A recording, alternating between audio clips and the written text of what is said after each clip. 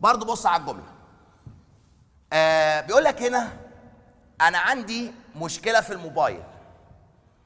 طيب الجمله هنا قدامك في انهي زمن؟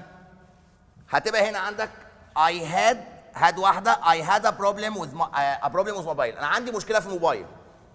الجمله هنا في انهي زمن؟ في الباست سامبل، دي had بس.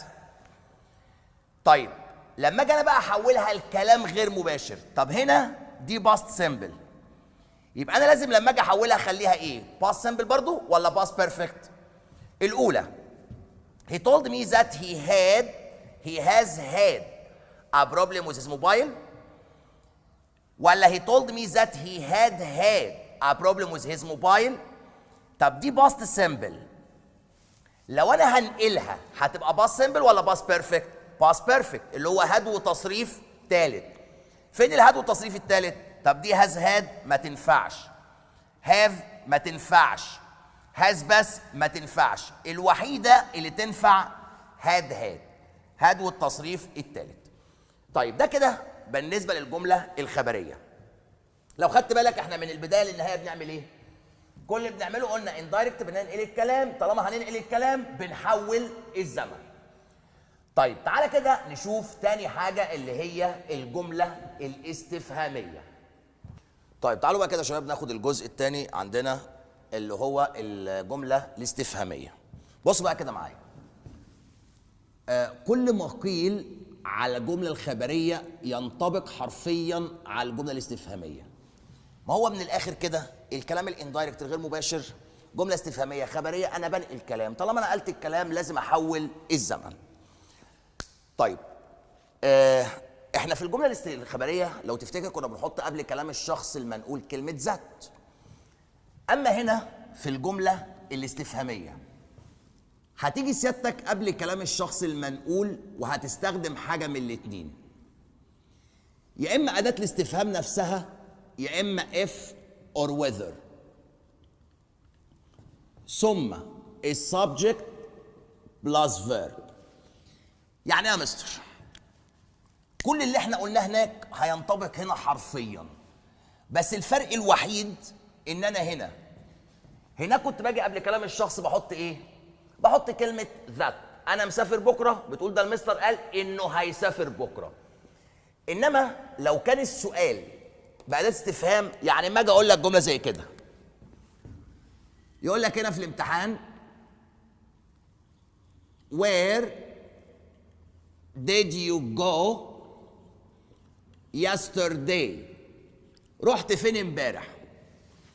طيب ده كلام اللي هو كلام مباشر. يقول لك هنا he asked، هو سأل. طب لو انا رايح انقل الكلام ده هقول ايه؟ هو سألني انا رحت فين امبارح، فهقولها ازاي؟ he asked me، هو سألني.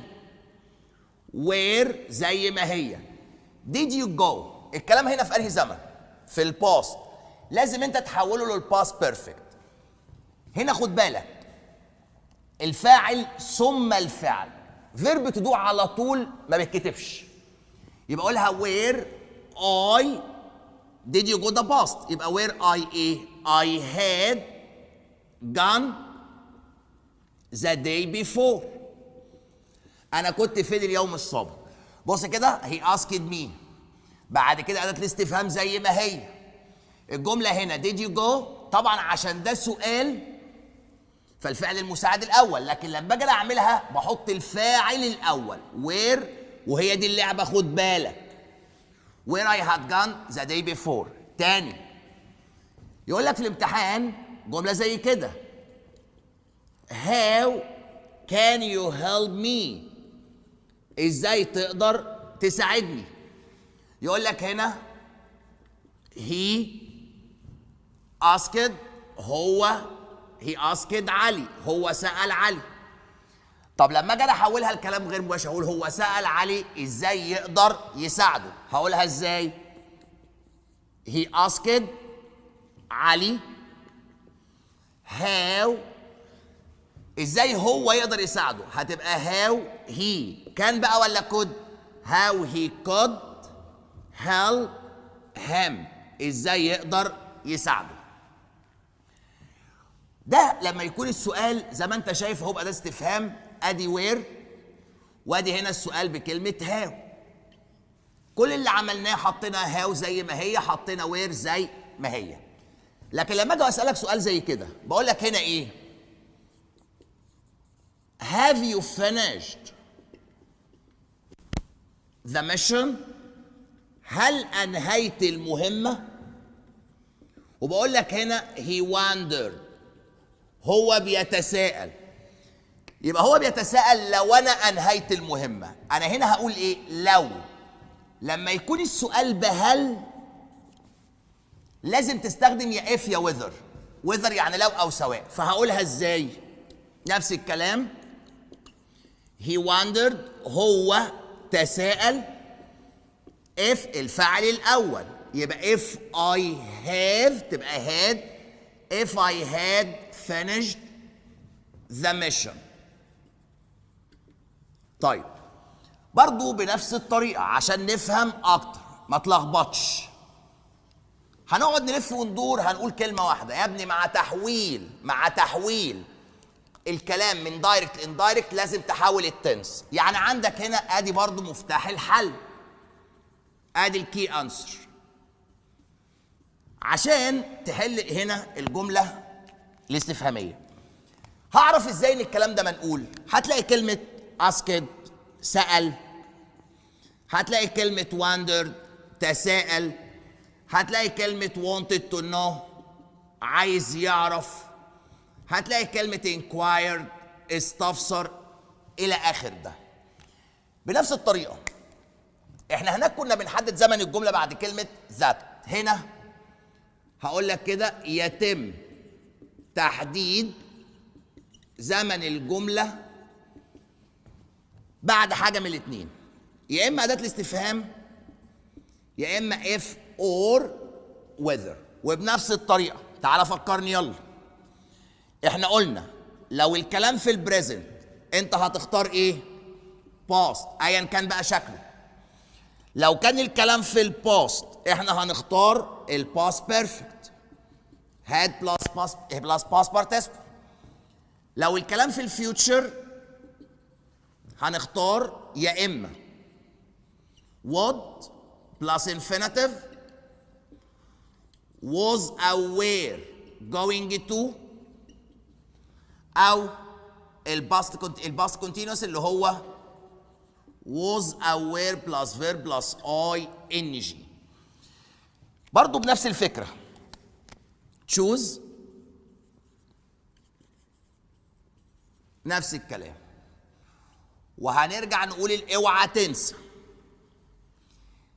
if you can't dictate the tense you have to come back to the direct speech. مش عارف تحدد الزمن بترجع للكلام الكلام الدايركت. يتم العودة إلى الدايركت. طب أقول لك إيه؟ ما تسيبك من كل الكلام ده وتعالى نطبق زي اللي إحنا خدناه في الكلام الدايركت العادي جدا في الجملة الخبرية. سيبك من ده ونمشي على الجملة الخبرية. لما أجي أقول لك جملة زي كده بقول لك هنا إيه؟ يجي لك في الامتحان جملة زي دي She asked me، هي سألتني why space late the previous day. هي سألتني ليه أنا جيت متأخر اليوم السابق. why I came، why had I come، why I had come، why did I come. بنفس الطريقة she asked me، هي سألتني ليه أنا جيت متأخر اليوم السابق. اليوم السابق ده في أنهي زمن؟ في الباست. يبقى أنا هختار باست ولا باست بيرفكت؟ باست بيرفكت. تنفع I came؟ ما تنفعش. تنفع did I come؟ ما تنفعش. هيتبقى had I come و I had come. لازم الفاعل ثم الفعل. تبقى had I ولا I had come. example تاني يقول لك في الامتحان she wondered، هي بتتساءل if space help her، لو اقدر اساعدها. she wondered if I can I, if I could, if could I. اتفقنا. اوعى تنسى ده، لازم تكون ذكي اثناء الحل. اول قانون احنا قلنا البريزنت والفيوتشر لا يستخدم في الاندايركت غير في حاله واحده لسه هنعرفها بعدين. في الحاله ديت لازم تستبعد البريزنت والفيوتشر. اي كان تنفع؟ لا. كان اي تنفع؟ هيتبقى لك كود اي واي كود. قلنا الفاعل ثم الفعل، تبقى كود اي ولا اي كود؟ اي كود. جمله ثانيه يقول لك في الامتحان he asked علي، هو سأل علي حاجة then في ذلك الحين. يقول لك هنا he asked علي what is he doing, what he was doing, or what he is doing, what was he doing. طيب بص كده معايا، هو سأل علي كان بيعمل ايه في ذلك الحين. احنا متفقين اولا انت عارف كويس قوي ان احنا البريزنت ما بنستخدموش. is تنفع، what he is تنفع، هيتبقى لك what he was doing, what was he doing. احنا اتفقنا ايه اللي بيجي؟ لازم الفاعل الاول، تبقى was he ولا he was؟ he was. ممكن برضو يلعب معاك لعبه تانية ويغير، يجيبها لك بطريقه مختلفه. نمط الاسئله ممكن يجي لك بالشكل دوت. يعني عندك هنا اكزامبل، مثال يجي يقول لك ايه؟ what will you do, what will you do tomorrow? he asked. هتعمل ايه بكره؟ هو سأل. this means ده معناه، قال لك هنا choose. he asked me، سألني. this means what I will do the following day ولا what will I do tomorrow or what I would do the following day or what would I do tomorrow. جاب لك هنا الجملة دايركت وعايزك تحولها انت اندايركت. ماذا ستفعل غدا؟ يبقى هو سألني ماذا سوف أفعل. هنا what will.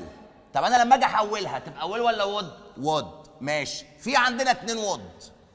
I would I. قلنا إيه اللي لازم يجي الأول؟ الفعل الأول. تبقى would I ولا I would؟ I would. يجيبها لك بشكل تاني. يقول لك في الامتحان she wanted to know، هي عايزة تعرف if I live in England.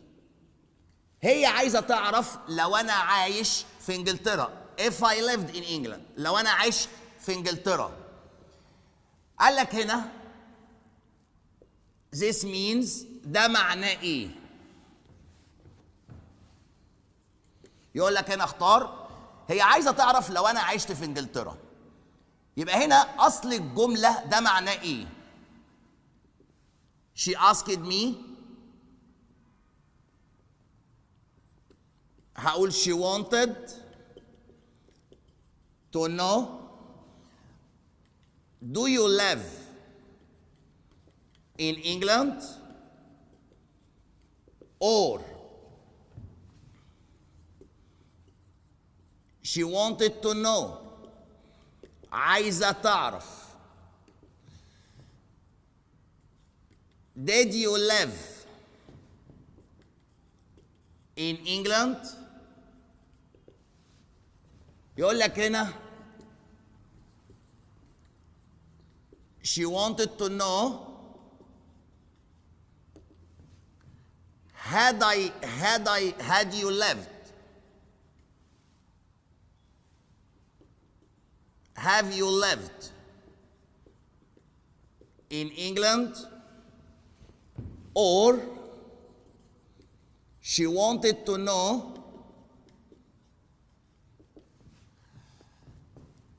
had you lived in England. طيب بص عندك هنا الجملة، هي عايزة تعرف لو أنا عشت في إنجلترا، لو أنا عشت في إنجلترا، الكلام هنا في أنهي زمن؟ الكلام هنا في الباست. طب لو هي في الباست يبقى أصلها كان إيه؟ باست ولا بريزنت؟ أكيد برضه بريزنت، ما إحنا متفقين بنرجع الزمن بقى. ده هنا كلام غير مباشر وأنا هرجعه المباشر، يبقى هي عايزة تعرف إيه؟ She wanted to know do you live in England؟ هل انت عايش في انجلترا؟ لان الكلام هنا في الباست هتبقى الاجابه present. طبعا she wanted to know او she wanted to know from me او she asked me. طيب برضو لو خدت بالك كده الجمله سواء جمله خبريه او جمله استفهاميه، احنا كل اللي بنعمله من البدايه للنهايه جمله واحده، ان احنا بنغير الزمن. مضارع بنختار ماضي، ماضي بنختار باست بيرفكت، وهكذا. في بقى عندنا شويه ملاحظات في منتهى الاهميه. نبدا كده بحاجه حاجه. مبدئيا كده احنا متفقين سواء جمله خبريه او جمله استفهاميه انت لازم تحول التنسز. في حالات هقول لك فيها don't change tenses، لا تحول فيها الازمنه. يعني بريزنت بتسيبها بريزنت، باست بتسيبها باست. زي ايه؟ الحاجات اللي لا تحول فيها الازمنه بتفضل زي ما هي. واحد، الفاكتس، الحقائق. اتنين، مع الكلمات دي just حالا، just now حالا، a moment او a minute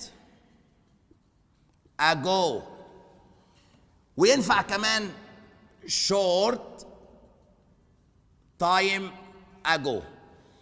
الحالات دي لا تحول في الازمنه، واذا كان فعل نقل الكلام present يعني say tell ask wonder wanted to know. من الاخر لو كان الكلام هنا في البريزنت في المضارع. طب ليه؟ اسمع مني الحته دي بقى. هو احنا ليه هنا بنحولش التنسز الازمنه؟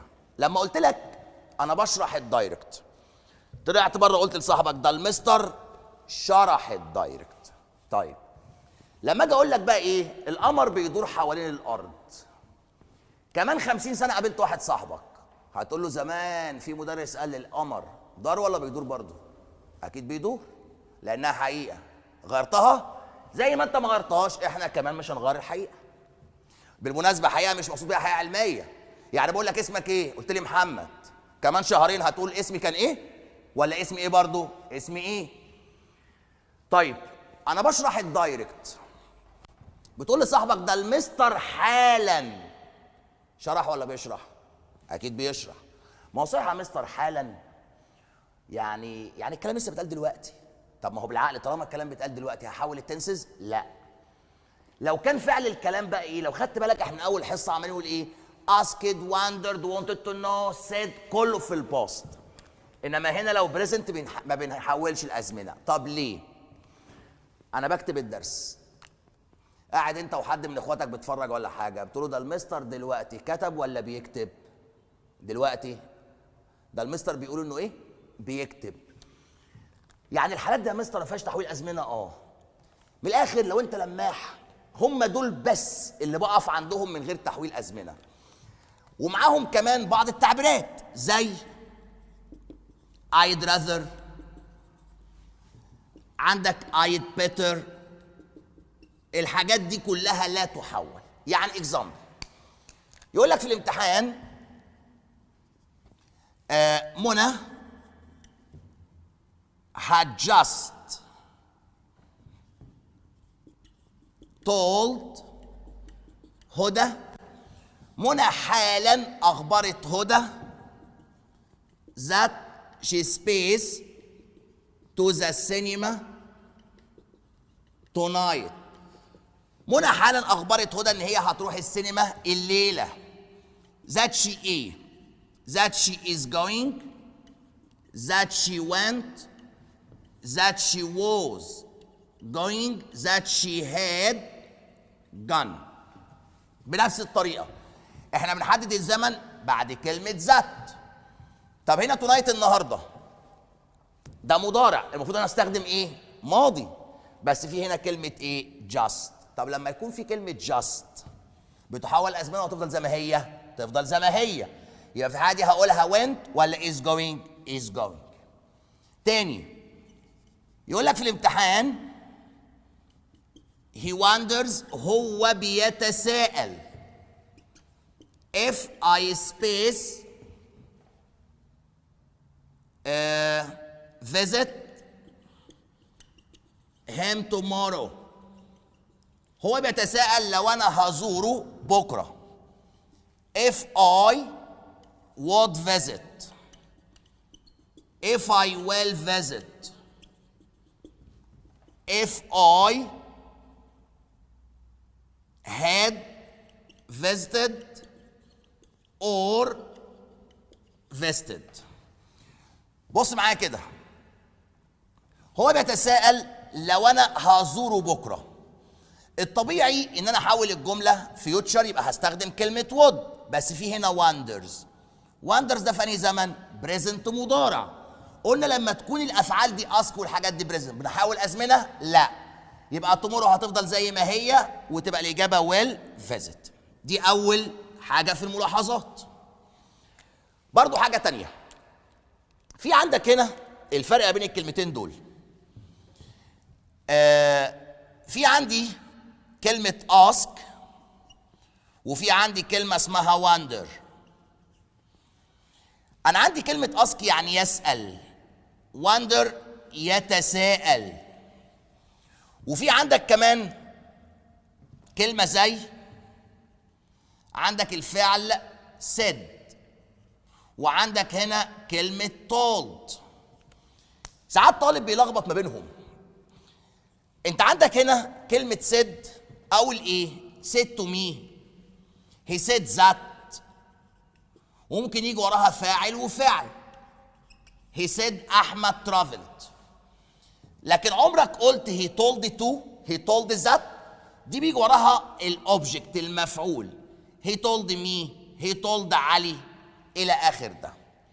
يعني تيجي زي في الامتحان يا مستر، دي ان جت يا جماعه بتبقى لعبه معنى، لعبه معنى مش جرامر. يعني يقول لك في الامتحان جمله زي كده، ادي مثال he space if I could come. هو حاجه لو انا اقدر اجي. يقول لك هنا he said، he asked، he wondered، ولا he told. هو حاجة لو اقدر اجي هقول ايه؟ هو قال لو اقدر اجي، ولا هو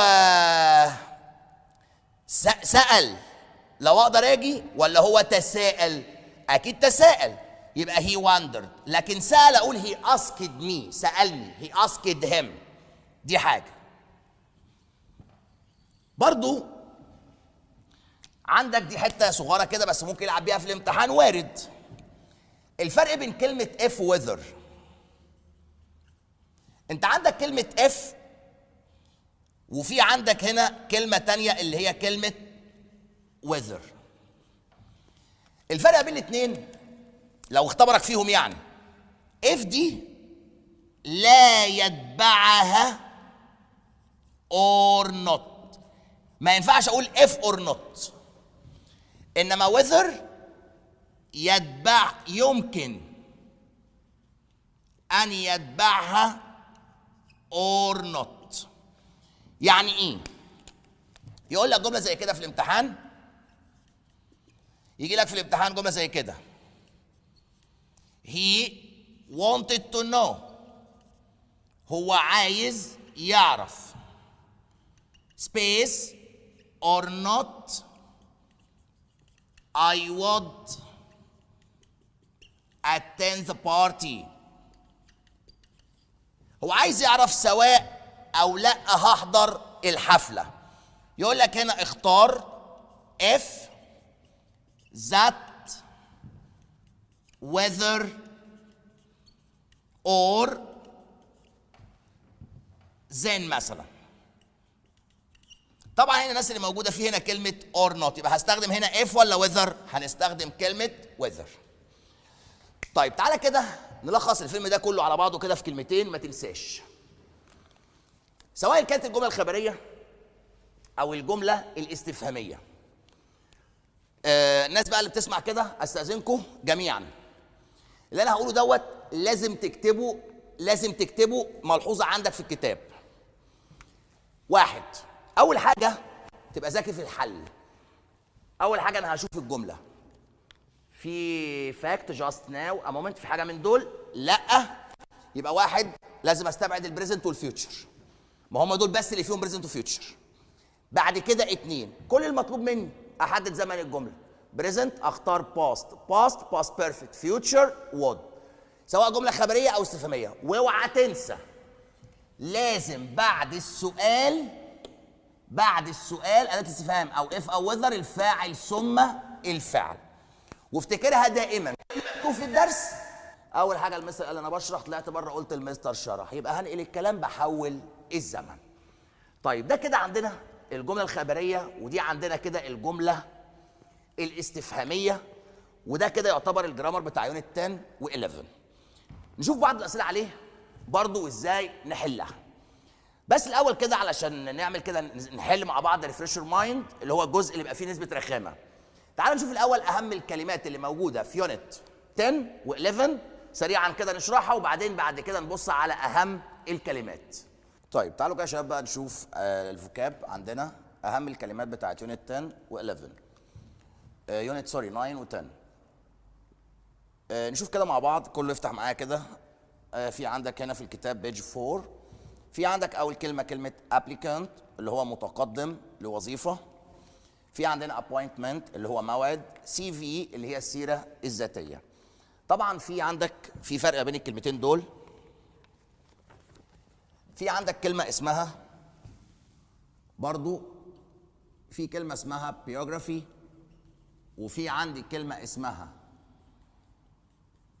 autobiography، وفي عندي السي في. الاولى بايوجرافي دي معناها السي في اللي هي البيانات الشخصيه للشخص، واحد راح يتقدم لوظيفه ولا حاجه. انما انت عندك هنا كلمه بايوجرافي دي معناها ايه؟ دي سيره حياه شخص، ولكن يكتبها شخص اخر. يعني واحد بيكتب قصه حياه حد تاني. انما الاوتوبايوجرافي اللي هي السيره الذاتيه يكتبها الشخص عن نفسه. عشان ما تنساهاش، انت عارف كويس قوي كلمه اوتوماتيك. يعني اوتوماتيك يعني حاجه بتشتغل مع نفسها، فكلمه اوتوبايوجرافي يعني حد بيكتب عن نفسه. يعني ما اجي اقول لك هنا جمله زي دي، يقول لك في الامتحان الايام is a space of طه حسين. الايام هي السيره الذاتيه لطه حسين. قال لك في الامتحان اختار is the CV، ويقول لك هنا كلمه biography، ويقول لك هنا عندنا autobiography ولا جرافي. الايام، هو مين اللي كتب الايام؟ مش طه حسين؟ كتبها عن مين؟ مش عن نفسه؟ يبقى هنا بيكتبها بنفسه عن نفسه. يبقى هنا هنستخدم كلمه ايه يا جماعه؟ هيبقى عندنا هنا كلمه autobiography. ادي حاجه. برضو